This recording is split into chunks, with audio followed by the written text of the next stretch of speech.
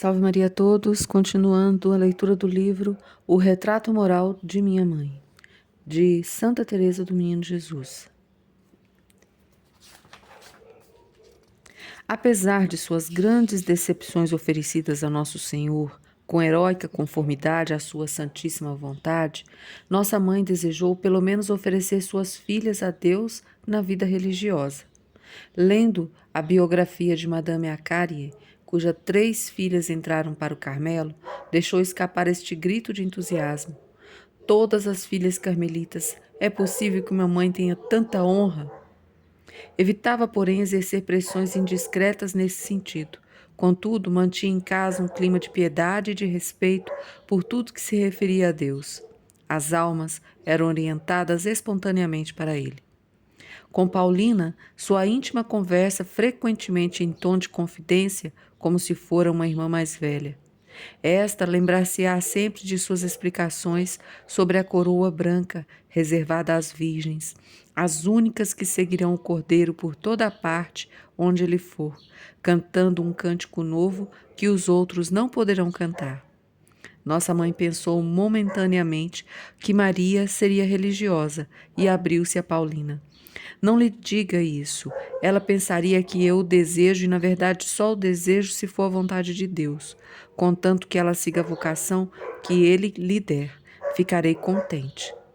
Uma carta à sua cunhada faz-nos penetrar a fundo em seus sentimentos a esse respeito. Apesar de meu vivo desejo de dá-las a Deus, se ele me pedisse já esses 2 sacrifícios, fá-los-ia do melhor modo possível, mas não seria sem sofrimento. Caridade para com o próximo. Na opinião de todos, minha mãe possuía, como já disse, um perfeito desinteresse e um total esquecimento de si. Assim, podia pensar nos outros e devotar-se a seu serviço. Filha de militar, a coragem era-lhe como que natural e a covardia fazia-a fremir. Para ela, o dever devia primar sempre, dever não somente para com Deus, mas também para com o próximo e a pátria. Assim, por ocasião da mobilização dos soldados na Guerra de 1870, ao saber que uma senhora da cidade tinha conseguido esconder seu marido, exclamou indignada: "É possível fazer semelhante ação?" Se o egoísmo a revoltava, a insolúvel luta das classes fazia sorrir de compaixão. Sob sua pena, Paulina encontrará um exemplo picante. Trata-se de uma representação de gala realizada no círculo católico. Distribuíram 200 convites para senhoras ricas e cartões para senhoras menos ricas e tomaram o cuidado de fazer uma separação entre as 2 categorias. Eis que uma senhora, cujo filho era dos principais atores, tendo apenas o cartão, disse: "Se não me deixarem ir com aquelas que têm convite, vou buscar meu filho, e ele não representará." Contudo, a não deixaram passar, e ela não ousou levar seu filho, mas o resultado foi um descontentamento geral da parte dos cartões. Para prevenir uma insurreição, promoveram hoje uma festinha, onde não há mais distinção. Esses senhores estão deveras embaraçados para contentar toda a gente. É certo que as grandes senhoras não iriam se não lhes reservassem os primeiros lugares. E, de outro lado, causa despeito às mães que cedem seus filhos os serem relegadas ao último lugar.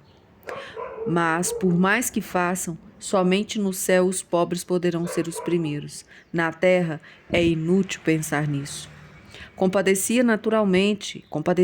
naturalmente dos sofrimentos do próximo. As calamidades públicas comoviam-na profundamente e excitavam sua generosidade. Assim, enviou sua cota por ocasião das inundações de Lisieux em julho de 1875. Sentia-se inclinada a exercer a caridade no plano mais imediato, o do socorro diário aos que estão na necessidade, e sua fé a levava a pensar primeiro nas almas.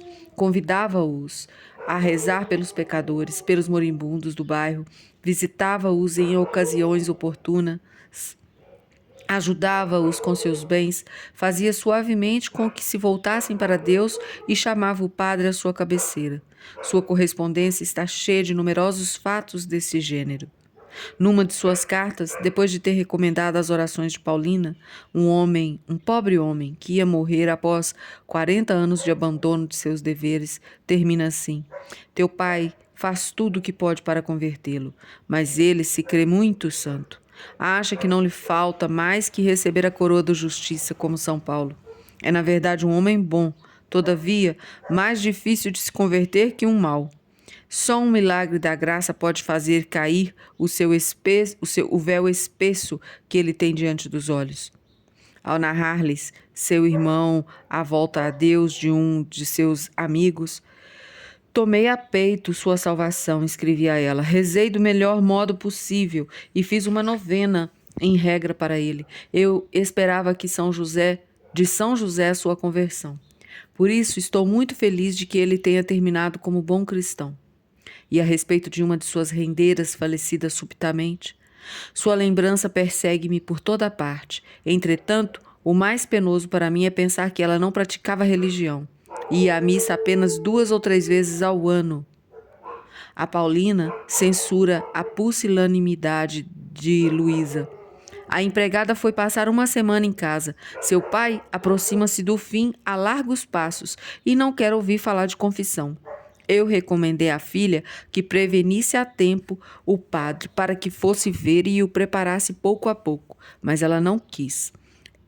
É como sua mãe que diz: tem-se muito tempo, ele não está tão mal. Isso me revolta ao último grau e zango-me com ela. De sua alma ardente, devorada pelo zelo da salvação dos pecadores, jorrava essa exclamação dolorosa: Meu Deus, como é triste uma casa sem religião! Como é terrível a morte aí! Para se levantar, para levar as almas a Deus, ela contava antes e acima de tudo com a eficácia da graça obtida pela oração, dava também importância à hábil intervenção das criaturas. Sua arma pessoal era a irradiante bondade, dedicada aos seus primeiramente. Levou para o próprio lar seu velho pai de caráter difícil. Tratou com devotamento incansável, fazendo todo o possível para amenizar seus dias. Desejava mesmo ir para o purgatório em seu lugar e fez por ele o ato heróico. Nossa mãe testemunhava também por seu irmão Isidoro Guerin um cuidado atencioso e sem limites. Primeiramente, quando estudante em Paris, acompanhava-o de longe, aconselhava-o, como já referi, repreendia-o por vezes, mas sempre com tanta delicadeza que ele se submetia. Depois de casado, sua solicitude estendeu-se a todo o seu lar.